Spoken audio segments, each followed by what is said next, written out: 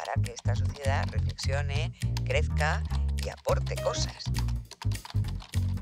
Ha sido una de las editoras más importantes que hay en la historia He traído la última novela, Claro. Carmen. Tienes que escribir un libro, que ese es muy caro. Ese es muy caro. Sabe de autores en este país es Carmen Fernández de Blas. Te espero en la próxima novela. Hola, soy Carmen Fernández de Blas y esto es Quiero un libro tuyo. Quiero un libro tuyo es un podcast en el que hablamos de libros, pero sobre todo queremos conocer a los autores. Queremos tenerlos aquí más de cerca y poder charlar de esos libros que tanto nos impactan y tanto nos gustan y de los que siempre queremos saber qué hay detrás, cómo se han hecho, qué historias acontecen en la trastienda de esa fabricación de los libros.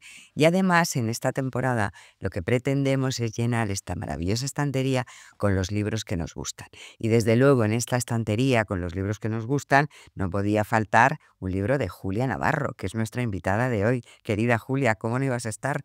Bueno, querida Carmen, ¿cómo no voy a estar si tú me pediste un libro Claro, hace por eso. muchos años? Por eso, Claro, si me marginas me das un disgusto. por supuesto, cómo te voy a marginar. Y además trae una novela, que es la última novela que ha publicado, El niño que perdió la guerra, que yo creo que es una novela muy especial para Julia. Ya cuando hablamos y estabas escribiendo este libro, me dijiste, esta es mi mejor novela, o por lo menos la que tú en ese momento pensabas que lo era. Yo la he leído con esa pasión de decir, bueno, si ella lo dice, y es verdad que es una novela que te llega muy adentro. Sería difícil porque todas las novelas de Julia, en mi opinión, tienen algo. Y también va en gustos, ¿no? Hay gente, yo que a veces para preparar estos podcasts ya no solo pienso en lo que a mí me gusta, sino leo muchas opiniones y entonces es verdad que tus lectores, hay muchos que son de Dime quién soy, hay muchos que son de Dispara, yo ya estoy muerto.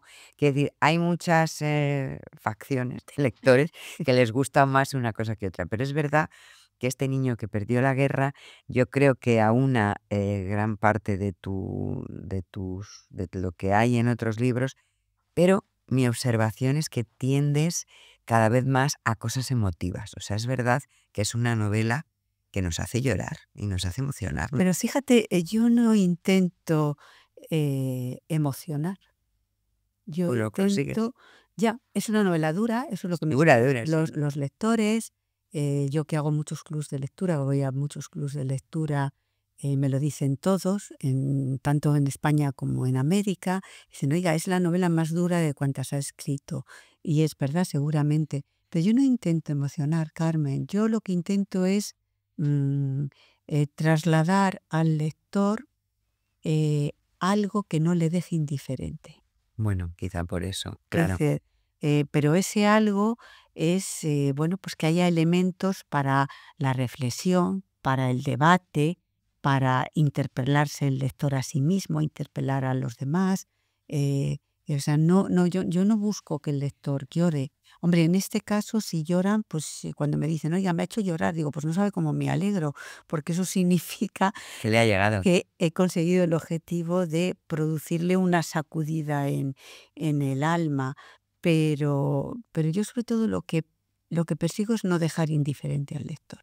Esta novela parte de dos historias muy potentes en un momento histórico también muy difícil y muy duro, que uno es la Guerra Civil Española y otro es la Rusia de Stalin. O sea, unos momentos terribles, ¿no? De dos dictaduras en las que yo entiendo que tú estás situando dos dictaduras y estás viendo que da igual que sean de derechas que de izquierdas, lo difícil que es vivir en ellas. Y dos mujeres que son las que van a llevar el peso, esto no hacemos spoiler porque es un poco el planteamiento, dos mujeres que yo creo que son muy interesantes, ahora iremos viendo, y un niño que está en medio de todo, que yo creo que ahí es lo que, bueno, a mí por lo menos me emociona, porque te das cuenta de la indefensión que tienen a veces los niños frente a la situación de sus mayores. Pero empecemos por la parte histórica social. Yo creo que lo que tú retratas de estos dos momentos históricos, tanto en España como en Rusia, es una denuncia profunda de las dictaduras. Efectivamente. Vamos a ver, yo siempre digo que mis novelas no son históricas, mis novelas son novelas de personajes. Muy de Lo que persona. pasa es que esos personajes tienen que vivir en un momento determinado. Entonces, ¿de qué quería yo hablar en esta novela? Yo quería hablar de dictaduras. Yo quería hablar de la falta de libertad y de que no nos pueden engañar ni nos podemos engañar. No hay dictaduras mejores que otras. Las puedes pintar de rojo, las puedes pintar de azul, las puedes pintar del color que quieras. Al final son iguales todas. Lo único que hacen es cercenar la libertad de los ciudadanos, instaurar la censura, acaban con la libertad de prensa y persiguen todo atisbo de creación. Es decir, los escritores, los pintores, los músicos, los cineastas, en fin, todo aquel que se dedique a hacer algo que tenga que ver con la cultura y que pueda tener influencia o una repercusión en los demás, los dictadores lo temen porque no saben cómo controlarlo. Por tanto, la cultura siempre está también en el punto de mira de cualquier dictadura. Y sí, lo has visto perfectamente, yo he querido hacer ese paralelismo, ¿no? No hay dictadura buena. O sea, Stalin no era mejor que Franco. Claro. No, y también esto que subrayas de la cultura, porque son dos mujeres, cada una en su espacio, en su país, que la mujer española es una mujer que hace caricaturas, es una mujer creativa, es una mujer que además yo creo que políticamente es su marido quien está implicado en el Partido Comunista, pero ella realmente yo creo que simplemente lo que quiere es la libertad. Bueno, esa es la impresión que me da a mí. Y en el lado ruso, Anya, que me parece un personaje muy interesante, es una mujer que vive en una familia cuyo padre, personajazo, por cierto, del que hablaremos, es afín absolutamente al régimen, pero ella es una mujer que le gusta tocar el piano, que tocar el piano parece que es como la contrarrevolución y que se separa emocionalmente de su familia, de su marido y tal, porque ellos comulgan con todas las situaciones que se dan en su país y ella no las entiende. Son dos mujeres, en mi opinión, rebeldes frente a la dictadura desde su propia convicción y sin ser tampoco unas militantes, ¿no? Entonces, a mí me parece que como personajes están súper bien traídos porque es verdad que las dos simbolizan que la cultura como pues es un arma cargada de futuro, como decía el poeta, o sea, sigue siendo, que es una manera de luchar y sobre todo la única de ser felices aunque les cueste lo que les cuesta. Sí, realmente no es que ellas se planteen voy a luchar contra la dictadura de Franco o contra la dictadura de Stalin. Sencillamente es que ellas son dos mujeres con una sensibilidad extraordinaria. Clotilde es dibujante, es caricaturista, y es que no entiende por qué no puede hacer sus caricaturas. Para ella, dejar de hacerlas hubiese sido lo fácil, pero si lo hubiese hecho, sería tanto como mutilar su alma. Y a Anya le pasa lo mismo. Ella es compositora, es pianista, pone música a los poemas suyos y de otros autores. Y la supera el pensar que puede ser un acto contrarrevolucionario hacer lo que ella hace, ¿no? Y decir, bueno, que autores como Tolstoy estuvieran proscritos en la Rusia de la revolución por ser considerados autores burgueses, es algo que ella no concibe. Entonces, lee a Tolstoy a escondidas, ¿no? Como todos aquellos. Entonces, vivir en medio de esa tragedia, de esa tragedia absolutamente disparatada, es lo que las hace unas resistentes, pero no es que ellas buscaran serlo. Sí, no, por eso yo creo que emociona, porque no es que sean unas militantes Militantes, convencidas, claro, no, ¿no? son mujeres que lo único que pretenden es vivir su vida. Y vivirlas con De los acuerdo, márgenes claro. de libertad necesarios pues para sentirse personas y para poder respirar. Es decir, realmente es Franco la que convierte a Clotilde en antifranquista y es Stalin la que convierte a Anya Sí. en anticomunista. Sí. Y luego están las familias, que yo creo que cada persona no es Me encanta que te haya gustado el papel del padre. del padre de Me Anya. parece un personaje Es que es un porque personaje trágico, es de sí, tragedia griega. claro, porque por la parte española es más entendible, quiero decir, ella, el marido, bueno, pues es comunista, los padres, siendo republicanos y siendo de izquierdas, nunca les gustó el marido, y intentan ayudar a su hija, como creo que cualquier familia Sí, intenta ayudar a su hija, y de hecho también me gustó mucho la parte de el amigo del padre que les ayuda, o sea, siendo de derechas, de alguna manera, la amistad en ese sentido sí, y la camaradería y el buen corazón, ¿no? Prima sobre las ideas políticas, y gracias a eso, pues, porque claro, es muy difícil, entiendo, en ese momento, o eso transmite la novela, pues ser una persona decente, para lo que es es decente para el régimen, ¿no? claro, es muy difícil y en aquella época, es decir, cuando gana Franco todo el mundo es sospechoso y es una época de delaciones, es una época en el que se exige haber sido un incondicional Claro. de las derechas, es decir, es un momento muy complicado incluso para gente de izquierda republicano que gana, que en definitiva el partido de Azaña era un partido burgués. Sí, No sí, era un partido comunista. revolucionario, o sea que pero sobrevivir en la España de Franco se convierte realmente en un en una tragedia, y hubo mucha gente que se aprovechó de eso, y delataban, se quedaban con los bienes de sus vecinos.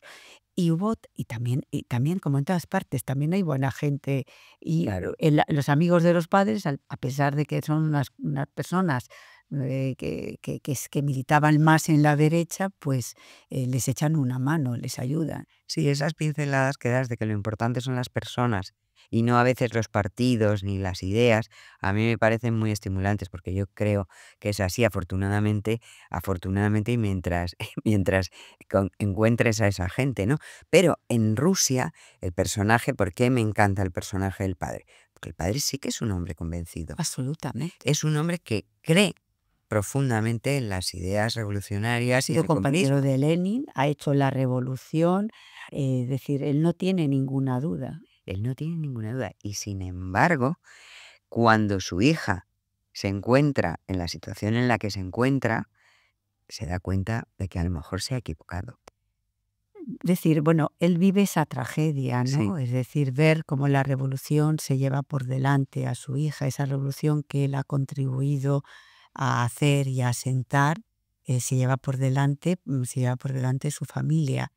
Por eso yo digo que el padre de Anya, el abuelo, es un personaje absolutamente de tragedia sí, griega. sí, totalmente.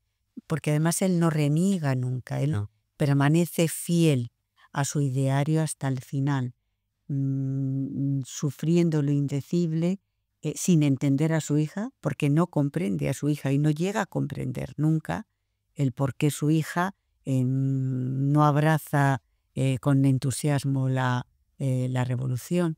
El único acto de rebeldía que tiene contra el régimen el padre de Ania es cuando se niega a que saquen el piano. eso me pareció precioso. Es decir, es el Cuando, único, o sea, decir, mire, le doy todo al partido, hago lo que me pida el partido, estoy de acuerdo con el partido, pero lo único que no les voy a permitir es que se lleven el piano de casa. eso es muy bonito, porque es eso, es que el piano simboliza también no solamente el piano, sino es que es todos los ideales de su hija y de su mujer, De a la su que mujer, claro. no conocemos porque Se muere se antes. muere antes, pero que está muy presente desde luego en su hija, y que ese hombre ha sido capaz de enamorarse de ella, piensas, a pesar de De ser que tan ella, convencido y que claro, ella no lo debía y de ser, que ella no obviamente. era una revolucionaria. Porque de hecho él dice a veces como tu madre te inculcó, porque dejé que tu madre pues te metiera estas ideas, ¿no? De la música, de la poesía y tal, que es un poco, me parece un personaje muy, muy interesante. Y luego, claro, ahora vamos con el medio de la cuestión, que es Pablo. O sea, en Bueno, medio de, Pablo es el protagonista, claro, de Pablo es verdad. el protagonista, Pablo es el niño que perdió la guerra.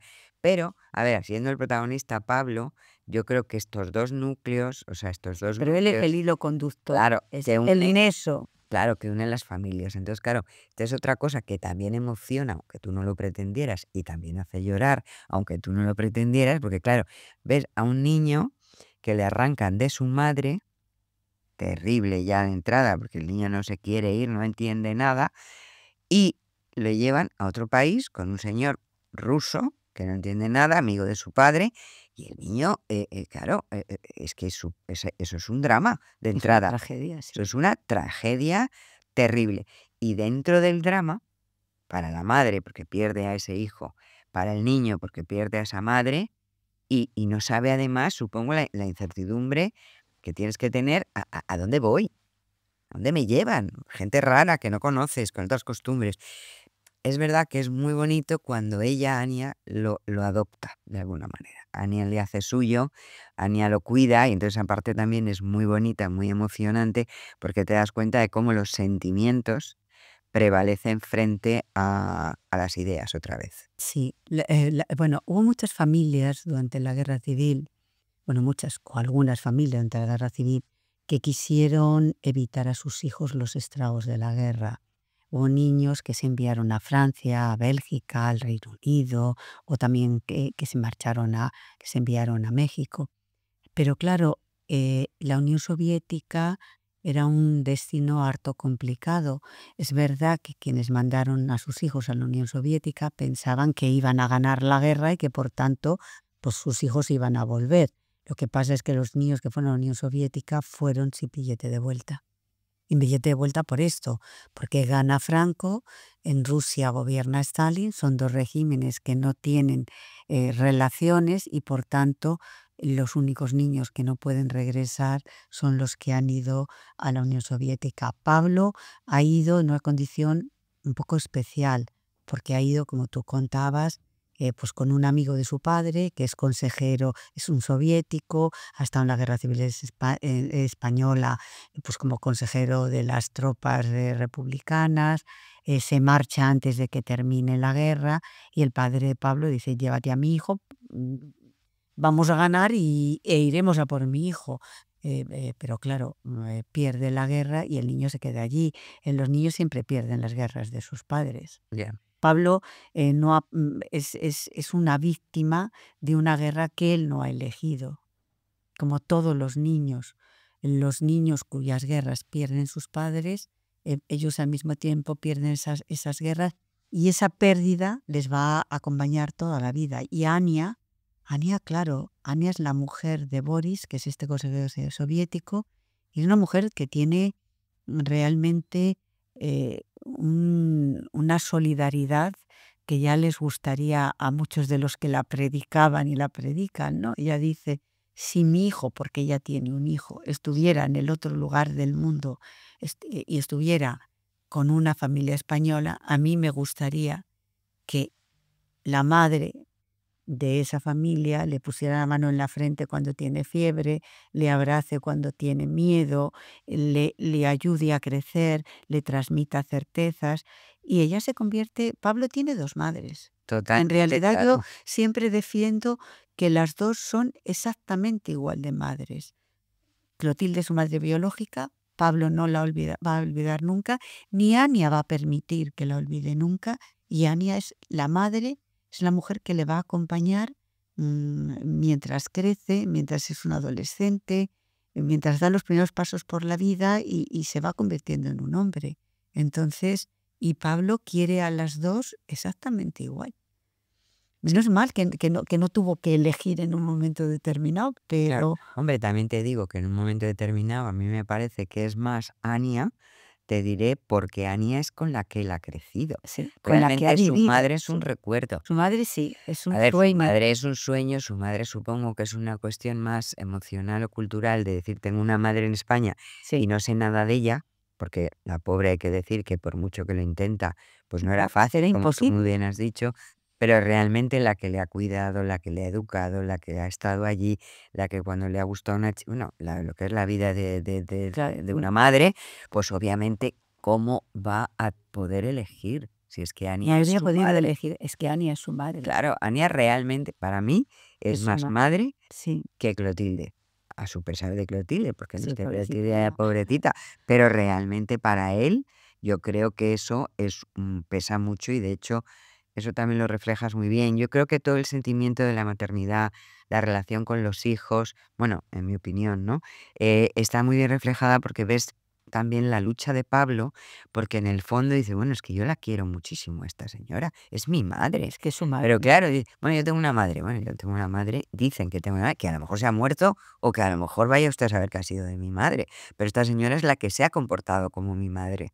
Entonces yo creo que ahí hay mucho peso de realmente que la maternidad es la que ejerce, no la que, es decir, alguien que tiene un hijo y no le vuelve a ver, ¿es su madre? Sí, es su madre. Bueno, no digo que no, pero no, no, es lo mismo. y Pablo tiene absolutamente claro su lealtad y su amor incondicional es hacia Ania.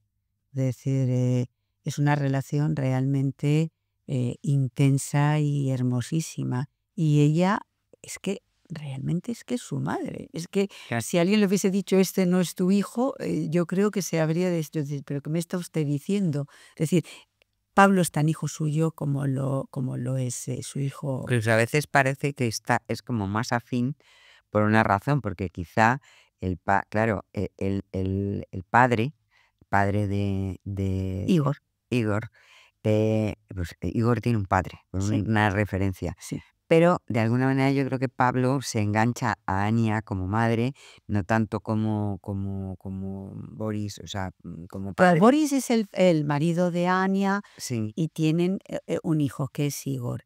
Y para Igor, su referente es su padre. Él admira a su padre. claro. Y sin embargo, Pablo se refugia en Ania. En Ania, entonces, Ania es la que le cuida y la que le ayuda a tener alguna certeza, la que le protege. claro.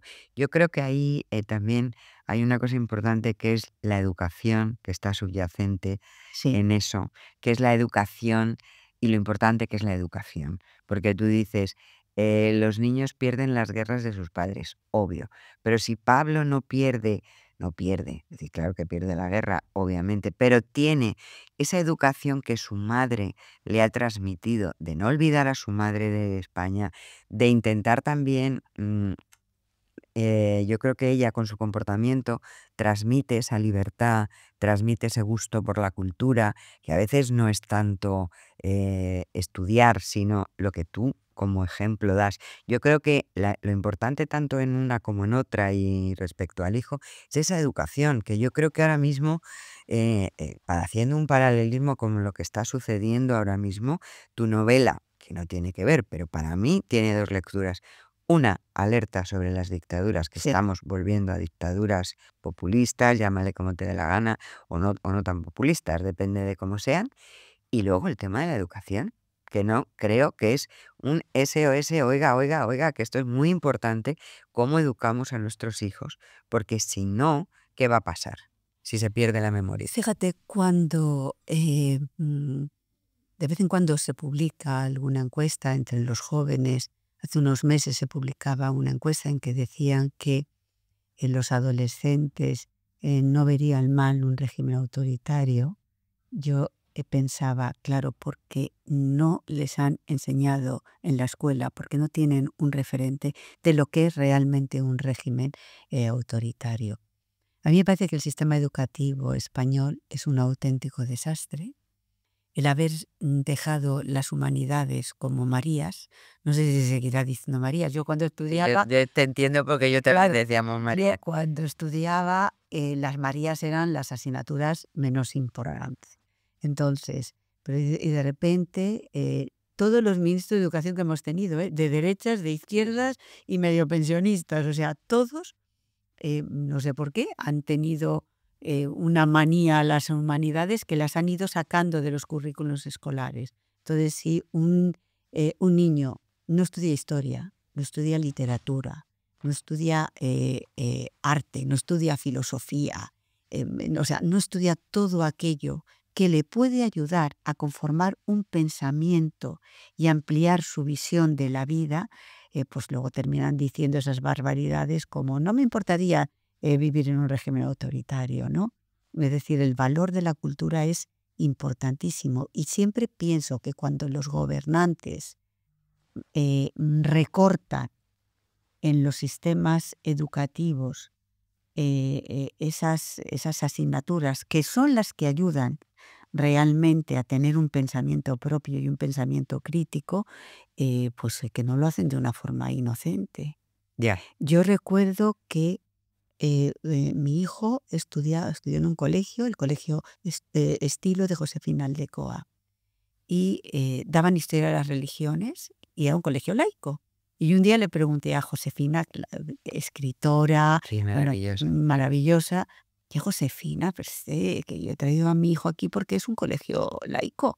Y me acuerdo que Josefina me dijo, ya, y dice, hombre, él me dijo, pero ¿y tú qué quieres? Que tu hijo un día vaya al Prado y no sepa lo que está viendo. Totalmente de acuerdo, efectivamente. Y entonces me puso un ejemplo que a mí me hizo mucha gracia y luego, claro, pero luego pensando dije, pues no, era profundo, no gracioso. Me dijo, tu hijo irá al Prado, irá a cualquier museo en cualquier lugar del mundo, verá un San Sebastián lleno de flechas y pensará que, uy, este chico le han atacado los indios.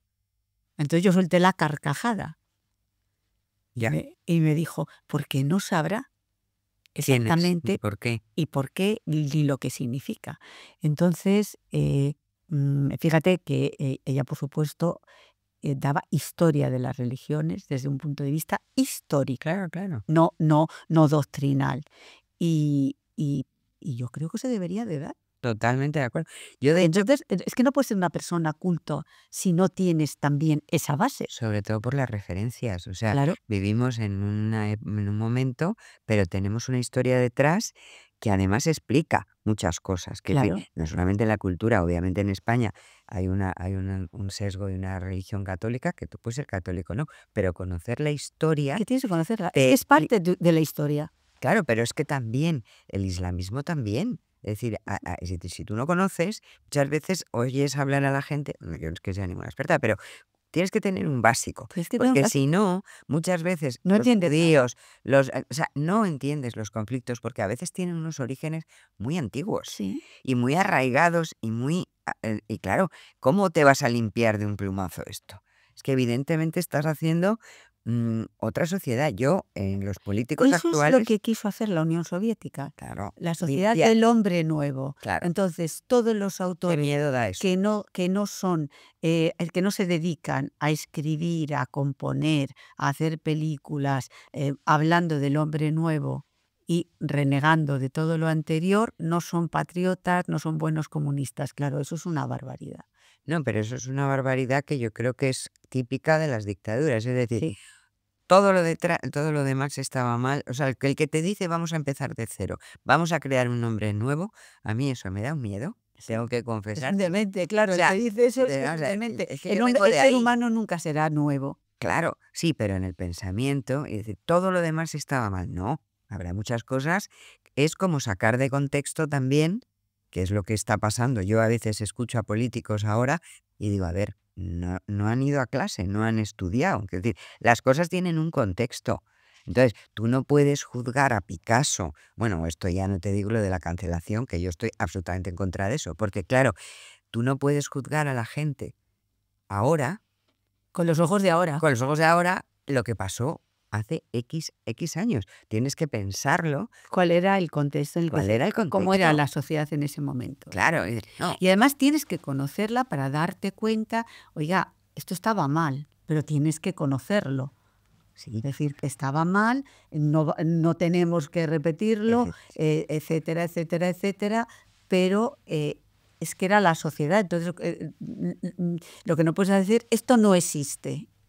¿Cómo que no existe? Es que ha existido y tenemos que conocerlo. Tú hablas de Picasso o imagínate Caravaggio, que era un asesino. claro. Que descolgamos los cuadros de Caravaggio y los ponemos, no sé, cara a la pared. Es Sí, sí. decir, Bueno, de escritores, o sea, yo creo que además una cosa es fíjate, la obra, Neruda. claro, Neruda bueno, y Nabokov y no sé qué, o sea, destruimos la obra de los creadores por su vida, ¿no? Su vida podrá ser buena, mala, regular. Ha habido gente estupenda y otra con vidas horribles y además eran mal, pero su obra es otra cosa. No confundamos los términos. Y en la historia pasa lo mismo. Exactamente. Entonces, Yo creo que además aquí, aparte de lo que yo estoy totalmente de acuerdo contigo, que los planes educativos son malísimos, pero encima de que son malísimos, cada comunidad autónoma ha adaptado, en muchos casos, que es que se han liquidado la historia de España porque no salía su comunidad. Incluso la geografía. La geografía. Incluso la geografía desde la historia. No, el Ebro no, es que no nos toca. No, porque no pasa por pasa por aquí. Claro. Oiga, claro. Estamos en un contexto, estamos mucho Europa y luego resulta que vas a hablar de tu pueblo. Entonces, claro, eso yo creo que fomenta las guerras. El desconocimiento, Claro. el no dar esos instrumentos a los niños para que vayan conformando una idea propia de lo que es el mundo, pero para eso necesitan toda la información y todas esas asignaturas. La filosofía es una herramienta para preguntarse, para los porqués. Claro. O sea, es la herramienta de los porqués. Si tú les quitas esa herramienta, pues los niños pues no se preguntarán nada a sí mismos, ni preguntarán qué está pasando en la sociedad. O a lo mejor el día que lo hagan, no saben hacerlo. Sí, no es saben un entrenamiento. Claro. Claro, y en ese sentido tú consideras que no es inocente, has dicho antes. No, yo pienso que no. Yo pienso que los planes de estudio nunca son inocentes. Quizá, Julia, tú que has vivido el momento tan, yo creo que apasionante de la historia de España, de la transición, donde yo creo que había una esperanza, unas ganas de vivir, unas ganas de eso, pues de vivir en libertad, de ser creativo. Yo recuerdo perfectamente que incluso en las canciones, Sí. tal, es que ahora, hace poco escuché, es una tontería, pero no lo es, pues que de Hombres G les querían cancelar una canción, a los otros te dices, vamos a ver, nos hemos vuelto, ¿qué ha pasado? Hemos ido para atrás. Pero además imagínate lo que significa, es decir, ocultar la historia. Esto, como no nos gusta, no nos parece políticamente correcto, no lo enseñamos, no existe, no ha existido. Es decir, es una auténtica barbaridad. Sí, no, a mí me parece una barbaridad, sobre todo porque tenemos que saber de dónde venimos para saber quiénes somos y para saber a dónde queremos ir, qué sociedad queremos construir. Pero, bueno, yo estoy absolutamente en contra de la cancelación. A mí me parece que el movimiento woke fue un movimiento interesante al principio, lleno de buenas intenciones, pero que se ha terminado convirtiendo en un monstruo. Sí, en un que lo ha devorado absolutamente todo y que además es un peligro para la libertad, en el sentido de que va diciendo, es la nueva censura, ¿no? A mí me parece Es una nueva censura. O sea, hablamos de, yo me acuerdo cuando yo era pequeña que escuchaba hablar, hay un índice de libros prohibidos. Yo decía, bueno, pues que, a ver, qué interesante es un libro prohibido, ¿no? Claro. Pero, y ahora resulta que tenemos universidades norteamericanas donde sacan de los planes de estudio a determinados autores porque no han tenido vidas ejemplares. O en Canadá, que deciden hacer una quema pública de libros en Ontario, horrible. O personas que tienen una opinión que no es la que no sé quién se ha erigido en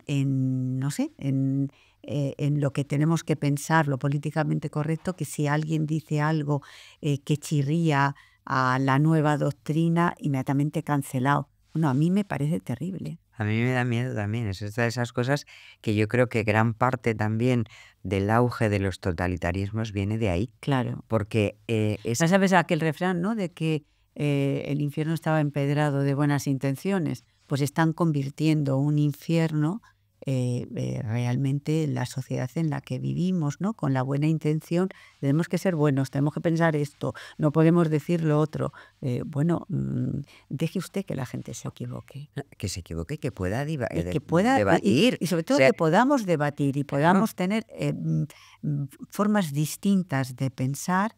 Y además, ¿quién es ese tribunal que decide lo que tenemos que pensar y tenemos que decir? A mí me parece realmente preocupante y lo que está pasando, estamos construyendo una sociedad dominada por la censura. Efectivamente. La censura del buenismo. Pero oiga, Sí, que es tan en censura. nombre de lo Me que da igual, sea, claro, en en nombre nombre de del- lo que sea, pero al final es una censura. Y lo peor, Julia, que yo veo, porque en tu novela... Y por no se ej- puede disentir. No, Bueno, ¿qué es eso que no se puede disentir? eso es porque te retiran el saludo. O sea, Claro. eres como más, pasas a ser... Un apestado. y luego, bueno, aquí se utiliza políticamente, como digas algo que tal, ya eres fascista, no sé qué. Claro, ¿sabes lo que pasa? El abuso de la palabra fascista Bueno. para todo aquel que no piensa Como tú. como los gobernantes que en ese momento mandan, significa banalizar el fascismo. Total. Y el fascismo es una cosa muy seria y muy peligrosa para banalizarlo. Porque si todo es fascismo, entonces el fascismo no es fascismo, o sea, no tiene la importancia que realmente tiene, ¿no? Entonces la banalización de la palabra fascismo la vacía de contenido. Sí, si a eso le sumas que hay una gran población que no ha estudiado Y lo que es no el sabe lo que fascismo, realmente es el porque no fascismo. estaba incluido en los planes de estudio y realmente no han estudiado, entonces claro, lo que el fascismo es de verdad se transforma en otra cosa Sí, para muchos de se los... banaliza. Claro, y lo peor para mí, porque en tu novela hay para mí una cosa muy importante y es que la gente está por encima de eso. Entonces a mí me encanta cuando Clotilde está en apuros y su padre recurre a otro señor que en teoría es más afín al régimen, bueno, en teoría no, que es más afín al régimen, Que es el que puede ayudar. que es el que puede ayudar, pero son amigos por encima de Sí. todo y aunque no estén de acuerdo en cosas, prevalece la amistad. Incluso en la Rusia terrible de Stalin, ella encuentra sus amigos, ella encuentra personas Que la pero ayudan, que son como que la ella. ayudan, que son como ellas, son afines y son capaces de decir, oye, yo pienso Hay así. un personaje a mí me encanta que es la comandante Elena, Ah, sí. la tanquista. Ah, bueno, esa es que es buenísima también. absolutamente Sí. maravillosa. Cuando se la encuentra el marido. Se encuentran en Stalingrado, en el sitio de Stalingrado. Ella es una ingeniera que repara armamento, repara tanques, y es una mujer que es una comunista convencida también. Sin embargo, se antepone su inteligencia y su humanidad a, a su propia ideología, ¿no? Es capaz de ayudar, es capaz de jugarse la carrera intentando ayudar a Boris y a Anya. Es decir, prevalece en ella la bondad del ser humano por encima de una ideología devastadora. Sí, por eso hay Siendo ella elementos... una persona Sí, absoluta, es decir, ya no tiene ninguna duda de que es comunista y que el comunismo es lo mejor. Bueno, pero Pero- es que, claro, pero es que por encima de las ideologías están no solo las personas, sino la interpretación también de las ideologías. Claro. O sea, el comunismo, según y cómo, se puede aplicar de una manera o de otra. O sea, dentro de unos parámetros, pero está claro que Stalin utilizaba Bueno, el comunismo es decir, el comunismo y la libertad son incompatibles. Son incompatibles, Son sí. absolutamente incompatibles. Lo que pasa es que es verdad que puede ser un régimen más duro o menos duro. Y en aquella época no es que fuera más Durísimo. duro, es que era durísimo. La persecución de los intelectuales fue atroz. Bueno, porque El entendió... Gulag estaba lleno de gente que decía, oiga, que no, que yo no pienso como usted. Pero es porque la inteligencia y el conocimiento te hacen fuerte y puedes ser capaz de decir, oiga, yo discrepo. Entonces, claro, te quitan de en medio. Pero si a ti no te han dado los instrumentos, las armas, Claro. para tener esa inteligencia o para potenciar tu conocimiento y, por tanto, tu inteligencia y tu manera de responder, como tú me bien has dicho, la filosofía te entrena para poder preguntar Claro, o sí. para poder disentir. Y para preguntarte a ti mismo. A ti mismo, O sea, claro. es decir, es que es realmente un instrumento importantísimo para preguntarte a ti mismo, hacerte preguntas e intentar buscar las respuestas, que no es fácil a veces encontrarlas, pero si te las planteas, por lo menos inicias un camino para intentar vislumbrar la luz en algún momento. Bueno, y es el camino para que uno sepa también, efectivamente, o se explique a sí mismo. Yo creo que no es tan fácil. No, usted es tal o cual. No, mire, pues hay veces que soy de una manera, otras veces soy de otra. O sea, las personas no somos tan simples No, como usted es, estáticos, ¿no? claro, Es decir, estático, no quieren, evolucionas y eh, no, claro, quieren ciudadanos estáticos y usted no puede tener una idea que no sea al 100% esto que le decimos que es lo correcto pensar. Bueno, yo creo que el mundo se está instalando en una especie de gran distopía, ¿no? De ese gran hermano que vigila, que dice lo que hay que hacer, lo que hay que pensar, y que ahí empieza a haber mucho miedo a expresarse realmente libremente, porque esa opinión no sea la que oficialmente es la correcta y eso le lleve a uno a la cancelación o a la a persecución. quitarte de en medio, por así decirlo, en el Sí, plano laboral o social, porque sí, ahora mismo, ahora hay muchas maneras de ejercer el poder y la dictadura, sí. que no solamente llevarte a la cárcel. No. Obviamente, si a ti digamos, te quitan, bueno, mira lo que ha pasado con esta chica de los Oscar, que es un ejemplo muy claro. Bueno, es un ejemplo sobre todo también de cinismo, ¿no? Es que yo no sé si era candidata al Oscar a la actriz políticamente más correcta o era candidata al Oscar a la mejor actriz. Claro, Pues claro, ¿qué tiene que ver? decir, o sea, o era una gran actriz antes o no lo era. Sí, pero porque se haya Es decir, descubierto tal o cual oiga, cosa, ¿esto de qué va? es un ¿Esto ejemplo de qué va? clarísimo del poder, además de la búsqueda de las redes sociales. Antes te buscaban otras cosas, ahora en las redes sociales, en fin, desde luego el que utiliza redes sociales ya puede tener cuidado, porque en un momento dado, o sea, las personas evolucionamos, más No, y evolucionamos. puedes decir haber dicho una tontería o no haberla dicho. Es decir, esta persona tiene todo el derecho a pensar lo que la dé la gana. ¿Que no nos gusta? Bueno, pues una cosa es su vida Personas. personal, su vida privada, y otra cosa es o no es, se merece o no se merece un Oscar y por tanto ser candidata a tener un Oscar. Porque si tiene, o sea, si es un Sí, si es una Oscar, gran actriz, si es un sigamos, Oscar a la políticamente más correcta del mundo mundial, pues está claro que el Oscar no hay que dárselo. claro, Pero, pero, pero no era eso, pero no era, que se suponía, pensábamos que no era eso. claro. A mí me escandaliza mucho, por ejemplo, en estos momentos, en colegios, en centros educativos de Florida, se han prohibido autores como Lorca, incluso como Isabel Allende, ¿Por qué? porque no los consideran políticamente correctos. ¿Y quién da ese Ah, amiga? amiga. O sea, Lorca y Isabel Allende no son No. políticamente correctos. Entonces, o sea, te quiero decir que empezamos por eso Ya, y acabamos de y cualquier acabamos manera. pues de cualquier manera. Claro, Acabamos quemando libros. pero eso es por lo que, evidentemente, como hay mucha gente que no está de acuerdo, al final nos vamos al otro lado. Y por eso de ahí viene, Claro, es que lo que hay que claro, preguntarse cuando nos preguntamos, ¿cómo es posible que haya ganado Trump las claro, elecciones? claro. No, pregúntese usted por qué las ha perdido el Partido Demócrata. Pregúntese usted qué ha hecho mal el Partido Demócrata para perder. Entre otras cosas, ese tipo de cosas. Porque si usted no reflexiona sobre lo que usted no ha hecho bien o en lo que usted se ha equivocado, entonces no va a entender, va a estar siempre condenado a repetir los mismos errores. O sea, ese supremacismo moral, ¿no? De es que yo tengo la razón y como la tengo que ganar. Bueno, pues está visto que no. No, Está visto que no. sobre todo porque sin Y tú las no, elecciones norteamericanas es verdad que a todos nos afectan. claro que nos afecta. Es decir, porque la política norteamericana al final tiene un efecto expansivo en el resto del mundo. Pero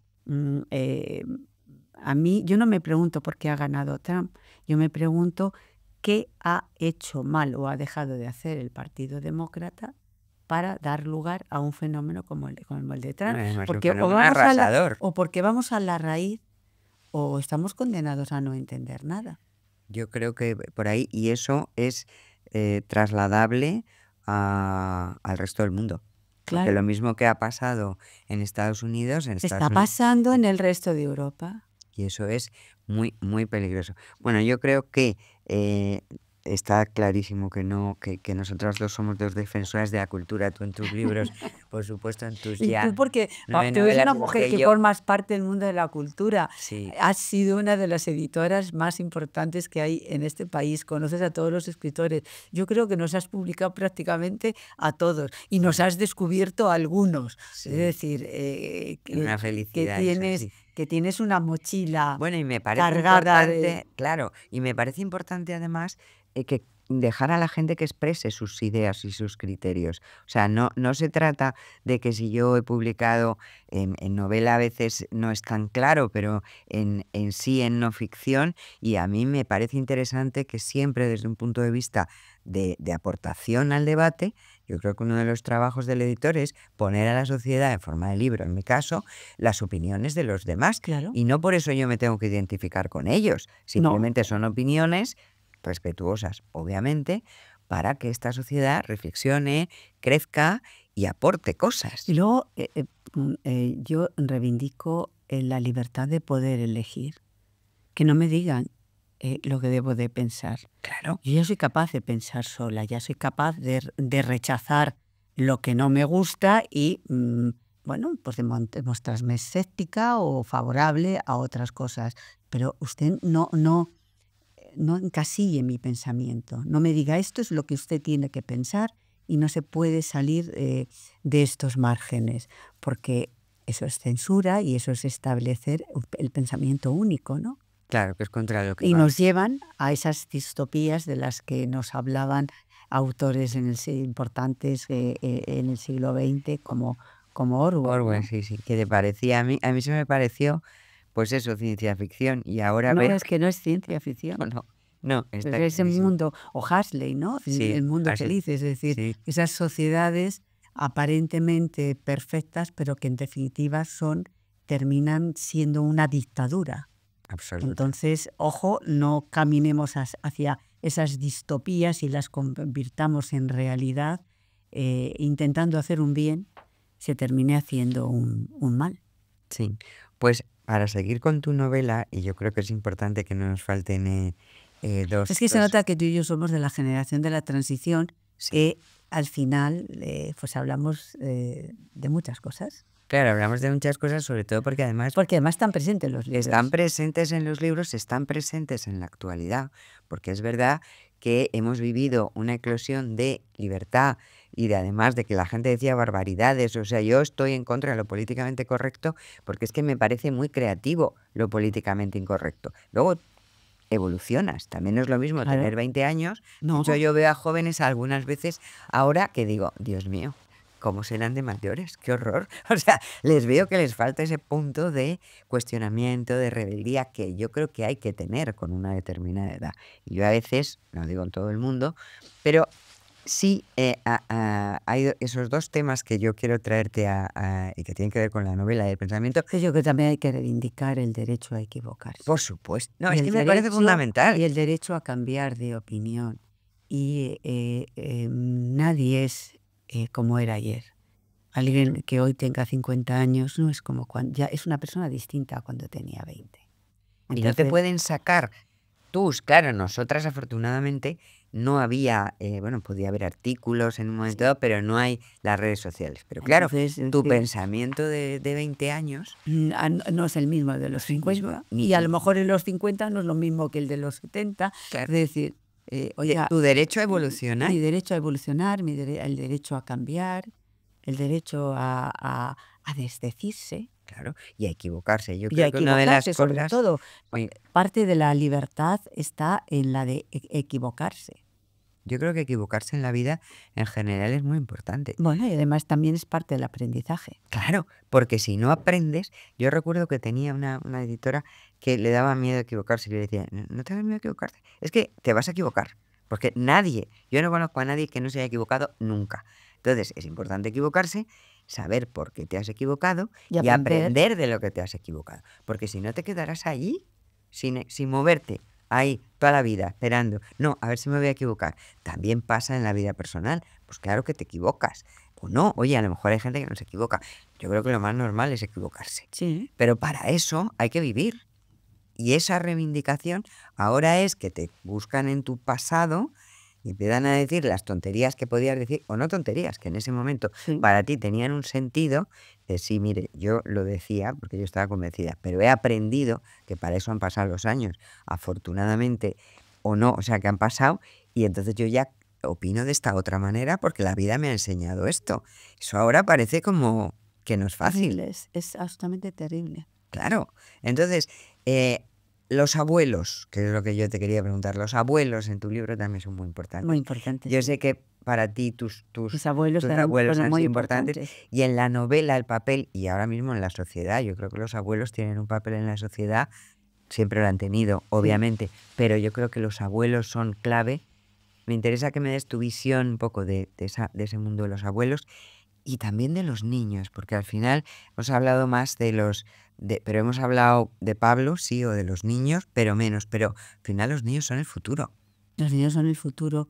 Y fíjate que a partir de la crisis del 2008, de repente la sociedad descubrió o pareció caerse del guindo de que ahí estaban los abuelos, que fueron los que tejieron esa red de protección para sus hijos y sus nietos.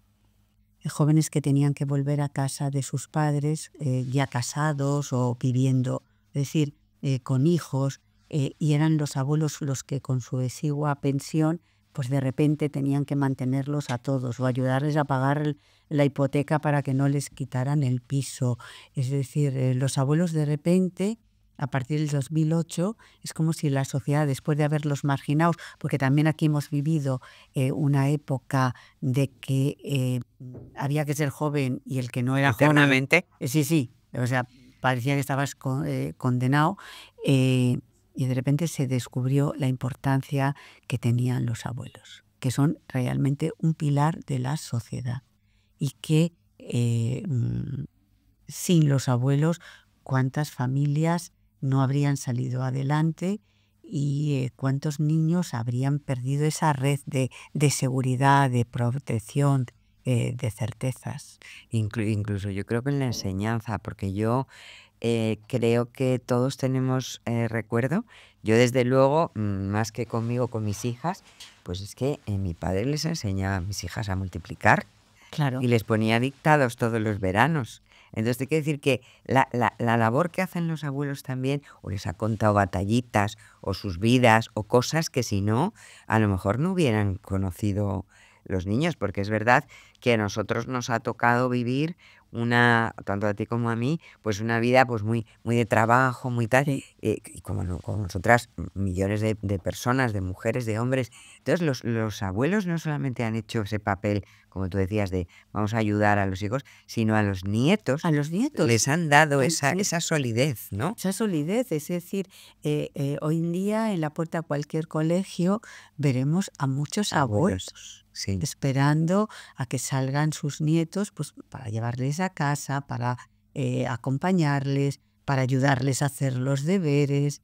Es decir, son realmente un pilar de la sociedad. Para mí mis abuelos han sido muy importantes y los abuelos de mi novela pues lo son para Sí. los personajes. Son muy importantes porque son efectivamente el refugio, la base, la solidez, Sí, y el también cuando tú te puedes equivocar o dudar, están ahí como para estar, que sí. yo creo que es lo más importante, no para decirte si bien o mal, sino para estar. Para estar, para ayudarte, para para ayudar. protegerte, es decir, bueno, al final yo creo que reivindicar el papel de los abuelos se lo merecen, ¿eh? Totalmente. Se lo merecen, porque durante mucho tiempo realmente fueron un poco, eso de envejecer, Estaba muy mal visto. estaba como muy mal visto, ¿no? Y ser abuelo estaba, bueno, y a raíz de la crisis del 2008, de repente yo creo que la sociedad tuvo una sacudida y se dio cuenta de que ahí estaba la gente mayor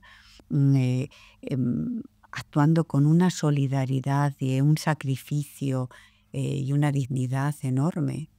Es decir, no hubo falta pedirles nada. Ahí estaban los abuelos en primera línea echando una mano. Y de los niños, porque aquí estábamos hablando del niño que perdió la guerra, Claro. de Pablo, que perdió la guerra y que la verdad es que es un personaje entrañable, o sea, él tiene efectivamente el peso, está en el medio, pero, y yo no voy a desvelar el final porque si no sería ya una faena gorda para el que lo vaya a leer, pero pero es el futuro. O sea, ¿qué Claro. opinas de los ahora mismo de cómo ves el futuro en estos niños que vivimos? No solamente el niño que perdió la guerra, que gracias a sus madres yo creo que encontró gran parte de sus respuestas, pero en la sociedad actual, ¿cómo ves ese futuro?